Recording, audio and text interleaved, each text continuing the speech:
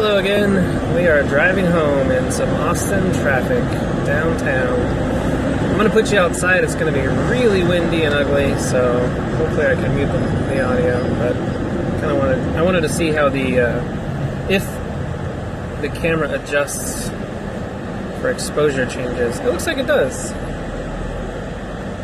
That's pretty cool.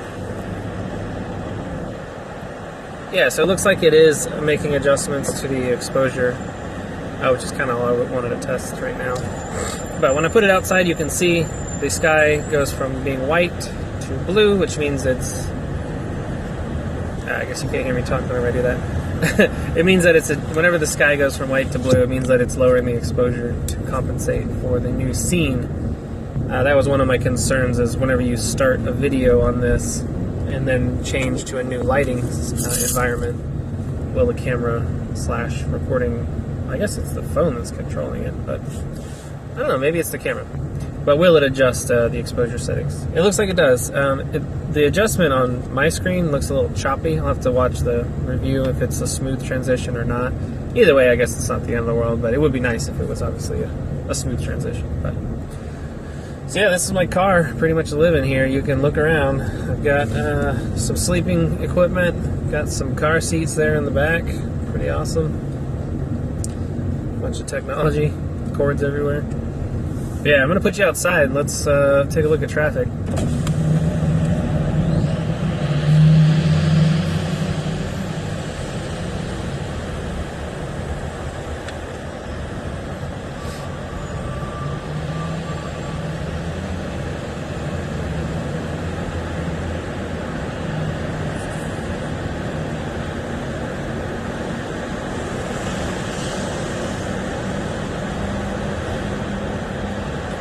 Yeah, pretty wobbly. I don't have a proper selfie stick, but what I was saying earlier in my first video is I was able to stick the camera out the window without...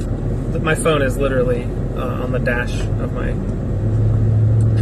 car, safe and sound, even though I'm sticking the camera out the window.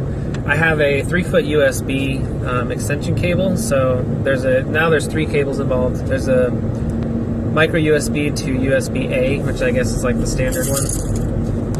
That is connected to my phone, and then I have just a USB-A to USB-A extension cable, which is just, again, the standard USB, the kind of flat looking thing.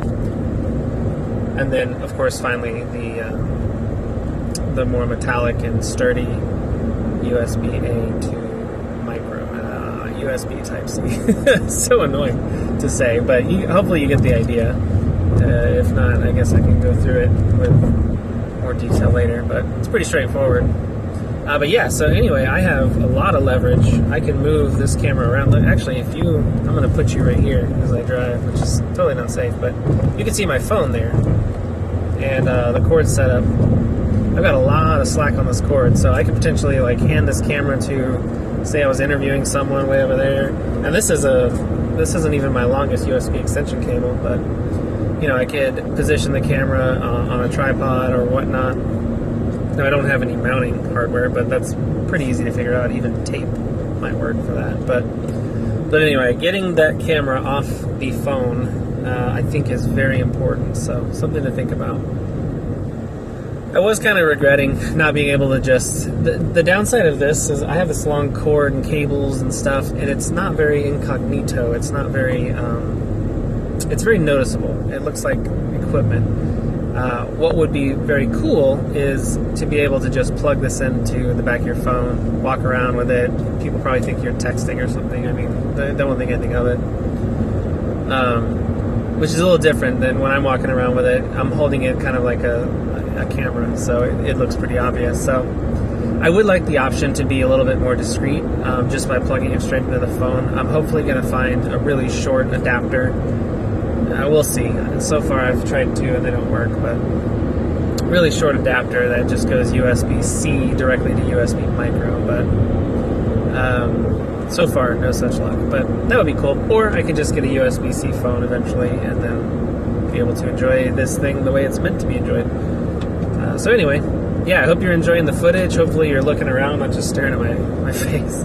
It's kind of awkward that I'm in the shot, and I'm really wanting to record other things, but I mean, that's just the nature of 360, I guess. Kind of have to be there.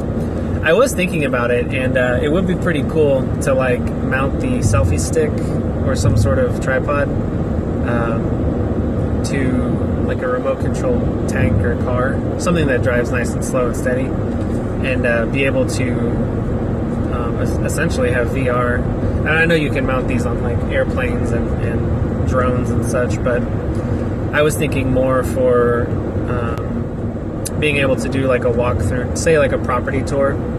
If you had it on a little remote controlled vehicle, instead of having someone hold the camera walking through the property, you could actually drive it through the property, and almost the entire view, like 99.9% of the view, would be just the real estate.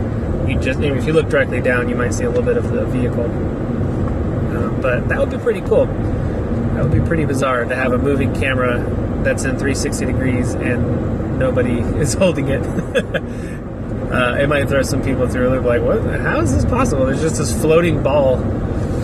I bet it would be pretty neat. So maybe I'll play with that. I have a cool truck that my son has, but it's a pretty good one. It goes kind of fast. I don't know. I don't know how I feel about that. We'll see. But yeah, that might be kind of a fun project. But either way, I mean, you could put it in the middle of the room as long as your phone is there. I believe there's, I haven't bought one yet, but I believe there's Bluetooth connected triggers for your phone. I don't know if that would work with this app to actually trigger the shutter and or record button, but that would be cool. So that way you could, say, set it up in the middle of the room or some sort of event, get it in a nice position with like a Gorilla Pod out of the way, and then, remotely start the recording. That would be very helpful, and stop it and take pictures and such. Definitely would be very helpful. So if that's not already a thing, I would anticipate that hopefully someone making it, because it seems really useful to me. But anyway, this is driving home. Not the most exciting video of all time, but let me tell you, it's not the most exciting thing to do either. I do it all the time. So I'm going to put you outside one more time and get a little more elevation and see if you can like see the top. I don't know. I just want to see what it looks like. So we're going to do that, and then I'll let you go. So here you go.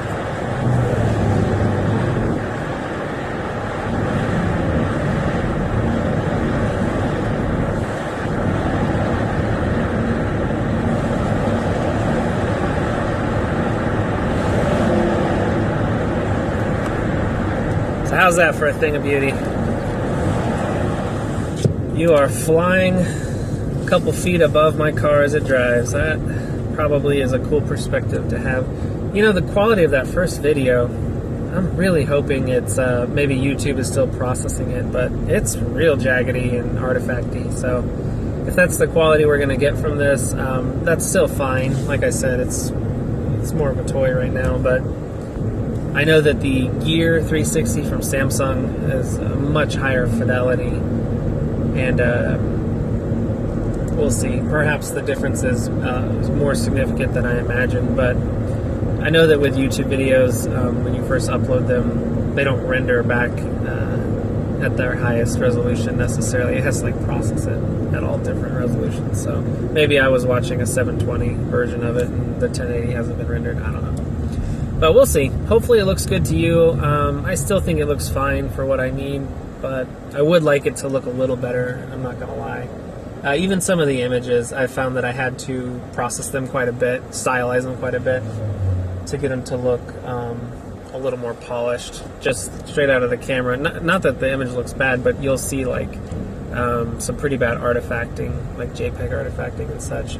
And again, it may be the way I've set this up, running it through multiple USB extension cables could certainly, I guess, cause a bitrate reduction and lower quality.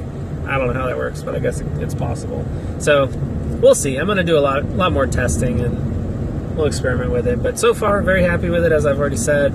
Super cool device, and yeah, thanks for joining me in traffic. I'll be here for another hour and a half, so you don't have to stay for that.